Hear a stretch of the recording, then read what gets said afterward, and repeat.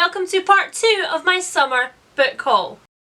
So part 1 had all of the general fiction, some fantasy, some literary fiction, and part 2 has all of the crime corner stuff. So everything that's thrilling and mysterious and a little bit murdery and stabby, otherwise known as all of Leanne's favourite things. The first book on this list will come as no surprise to anyone who knows me as a person, because it is The Death of Mrs. Westaway by Ruth Ware. You all know about how I feel about Ruth Ware as a thriller writer. All of her novels kind of feel like they're ready-made blockbusters playing in your brain. But before I tell you anything about this, I think we should look at the naked hardback, because it is kind of book porny. So this one is about Harriet Westaway, who one day receives a letter to tell her that her elderly Cornish grandmother has passed away. Except that she doesn't have an elderly Cornish grandmother. Her grandparents died a very long time ago and none of them left her anything. So, in true Ruth Ware style, as a seaside fortune teller, Harriet decides that maybe she has all of the tools that she needs to become this long lost granddaughter and to fit into this family. I'm so excited. The next one that I have to show you is actually a gift from Kirsty, and it is not a new novel to me, but it is a new edition, and that is the Australian edition of Force of Nature by Jane Harper. Anybody who's been around my channel for any length of time will know the absolute passion that I have for this crime series. I have done a review for the first 2 books and I'll pop it up above and down below for you. But the Australian editions are just so much nicer than the UK editions. Speaking of Australian fiction, the next one that I have to show you is, of course, Picnic at Hanging Rock by Joan Lindsay. I have been meaning to pick this one up ever since I started to get into Australian fiction. It is an Australian classic and it is a classic thriller. It was published in 1967 and it is about Appleyard College for young ladies. And one day, a group of girls from that school, along with one of their teachers, I believe, go for a Valentine's Day picnic at Hanging Rock, disappear into the bush and are never seen again. So I am very excited to see what I think about it, because once I read it, I can then go on and watch the new BBC 2 mini-series. Now, the next one I have to show you guys, I have entirely hyped myself up for. I have risen my expectations to new lofty heights for this one. So in future when I read it, if it doesn't live up to my own hype, you can remind me of this moment and tell me that it was all my fault. The book that I am setting all of my hopes and dreams on is The Method by Shannon Kirk, and this is another one in this sort of new young female revenge plot thrillers that have been coming out very recently. The back of this book gives almost nothing away. We don't even get the protagonist's name. All we know is that she is 16 and she is pregnant and she has been kidnapped. But what her captors don't know is that she is a manipulative prodigy who has been brought up to very much be able to take care of herself. The back says, you have only one chance to save your life and that of your unborn child. You're calculating, methodical, and as your kidnappers are about to discover, they've made a big mistake in abducting you. I mean no.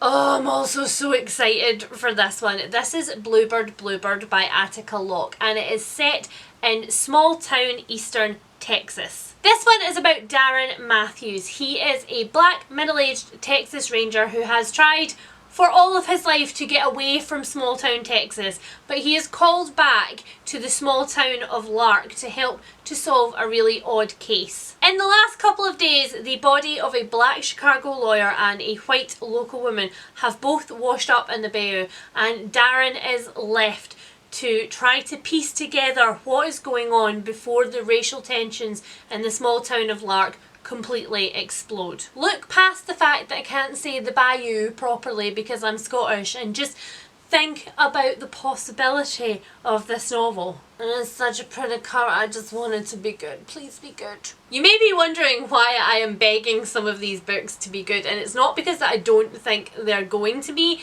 it's just because I have been very burned in the last couple of months with new release thrillers, and I need the genre to prove that it can deliver more for me. It's not like I'm not looking in all of the places. I'm doing my part, Crime Corner books. Now it's your turn. Speaking of diverse crime, this one promises to also be very good. This is A Rising Man by Abir Mukherjee, and it is set in 1919 in Calcutta. This is about Captain Sam Wyndham, who I believe is a white officer and also maybe slightly an alcoholic. Sam rolls up to take this new job hoping that there is going to be absolutely zero in the way of excitement, and instead the first case that he gets is a murder of a senior officer. Sam then finds a note in the body's mouth which warns that all of the British need to leave India immediately, and while that was very true, he has to solve this murder teaming up with Sergeant Surrender Not Banerjee. I love that name. To solve the case. I am very much looking forward to this one. There is now book 2 out in this series, so I'm hoping that I fall in love with it and can jump on the bandwagon at the start of a new series instead of when it is 12 books long. Actually, hold on. While I'm bitching about crime series and the fact that they can often be 12 books long, let me bitch about something else. In amongst the rest of this haul, I also purchased this book. This is 13 by Steve Kavanagh, and to all intents and purposes, it just looks like a very interesting one-off thriller. This one is actually doing something that I really love about the crime genre recently, and it is looking at the courtroom aspects of the case rather than the police actually solving it. And we're told from the back of the book that this is a courtroom drama wherein the serial killer has wormed his way onto the jury. Of course I bought it with a tagline like that. However, I also did the other thing that you do as any kind of sensible book reader, and I checked the back and I checked the inside cover, and it didn't mention being part of any kind of series. It just looks like, for all intents and purposes, that it is a single thriller. What I then discover, however, is that this is book 4 in a series about Eddie Flynn, who is a defence attorney. Now, you can read this series out of order, apparently. Apparently it doesn't really make that much of a difference. But I'm not someone who likes to read a series out of order. There's 4 books in a series. I would like to be given the option to go back to book 1.